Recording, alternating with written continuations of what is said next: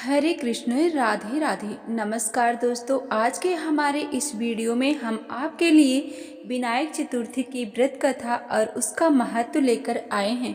जो भी विनायक चतुर्थी की कथा सुनते हैं उनकी सभी मनोकामना पूरी होती है, उनके घर में सुख शांति समृद्धि बनी रहती है। दोस्तों, चतुर्थी तिथि भगवान श्री गणेश की तिथि मानी गई है। धर्मशास्त्र के अनुसार अमावस्या के बाद आने वाले शुक्ल पक्ष की चतुर्थी को विनायक चतुर्थी कहते हैं। इस दिन भगवान श्री गणेश की पूजा दोपहर मध्य काल में भी किया जाता है। वे सभी दुखों और कष्टों को हरने वाले देवता हैं, इसलिए भगवान गणेश को प्रसन्न करने के लिए विनायक चतुर्थी का व्रत किया जाता है। दोस्तों, विनायक चतुर्थी की व्रत कथा के अनुसार एक समय की बात है। कथा सुनने से पहले कमेंट में आप श्री गणेशाय नमः जरूर लिखें। एक समय की बात है, भगवान और माता पार्वती नदी के निकट बैठे थे। वहां माता पार्वती ने भगवान भोलेनाथ से समय व्यतीत करने के लिए चौपड़ खेलने को कहा।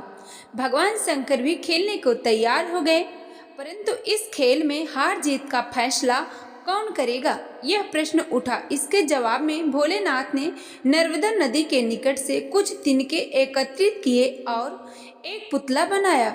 उनकी प्राण प्रतिष्ठा कर उससे कहा, बेटा, हम चौपड़ खेलना चाहते हैं, परंतु हमारी हार जीत का फैसला करने वाला कोई नहीं है, इसलिए तुम बताना कि हम में से कौन हारा और कौन जीता।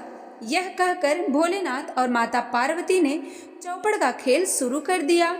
यह खेल 3 बार खेला गया और संयोग बस तीनों बार माता पार्वती जीत गई। खेल समाप्त होने पर उन्होंने बालक से कहा कि हार जीत का फैसला करो। तब बालक ने महादेव को विजयी बता दिया। यह सुनकर माता पार्वती क्रोधित हो गई और क्रोध में आकर उन्होंने बालक को श्राप दिया और बोले, तुम्हारा एक पैर टूट जाएगा और तुम कीचड़ में पड़े रहोगे। यह सुनकर बालक ने माता पिता से माफी मांगी और बोला, माता, मैंने अज्ञानतावश ऐसा किया कि किसी द्वेष से नहीं किया। तब माता पार्वती ने उनसे कहा, इस स्थान पर विनायक चतुर्थी के दिन गणेश पूजन के लिए नाग कन्याएं आएंगी। उनके कहे अनुसार तुम भी गणेश जी का पूजन करना।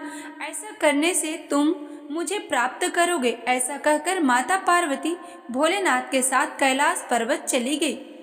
1 वर्ष बाद उसी स्थान पर नाग कन्याएं आई और उनसे श्री गणेश के व्रत की विधि पता करके उस बालक ने 21 दिनों तक लगातार गणेश जी का व्रत किया। इससे प्रसन्न होकर उन्होंने बालक को मनवांछित वर मांगने को कहा। तब बालक ने कहा, हे विनायक, मुझे इतनी शक्ति दे दीजिए कि मैं अपने पैरों से चलकर अपने माता पिता के पास पहुंच जाऊं।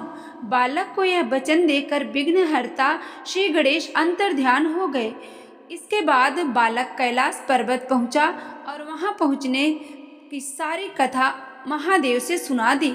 उस समय पार्वती जी महादेव से विमुख हो रखी थी। माता के रुष्ट होने पर भगवान शिव ने भी बालक के बताए अनुसार श्री गणेश जी का 21 दिनों तक व्रत किया, जिसके प्रभाव से माता की नाराजगी दूर हो गई और वह स्वयं महादेव से मिलने कैलाश पर्वत पहुंची।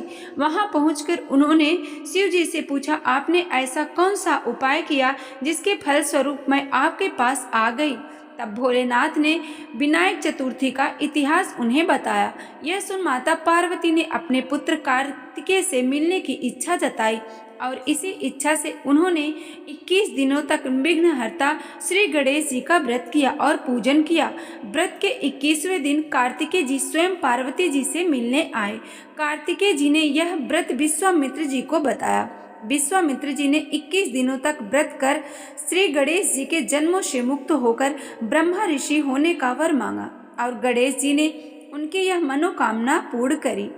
इस प्रकार विनायक चतुर्थी का व्रत मनोकामना पूर्ति कहा जाता है। जो भी विनायक चतुर्थी का व्रत करते हैं उनकी सभी मनोकामना गणेश भगवान पूरी कर देते हैं। तो दोस्तों, आपको मेरी वीडियो कैसी लगी? आपको यदि मेरी वीडियो अच्छी लगी हो तो कमेंट बॉक्स में ज़रूर लिखें। और आप इस वीडियो को कहाँ से देख रहे हैं उसे भी आप कमेंट बॉक्स में ज़रूर लिखिएगा। हर हर महादेव। आपकी सभी मनोकामना गणेश जी की कृपा से पूर्ण हो। जो भी भाई बहन इस पावन पवित्र कथा को सुन रहे हैं उनके घर में माँ लक्ष्मी का सदैव वास हो। कमेंट में श्री गणेशाय नमः जरूर लिखें।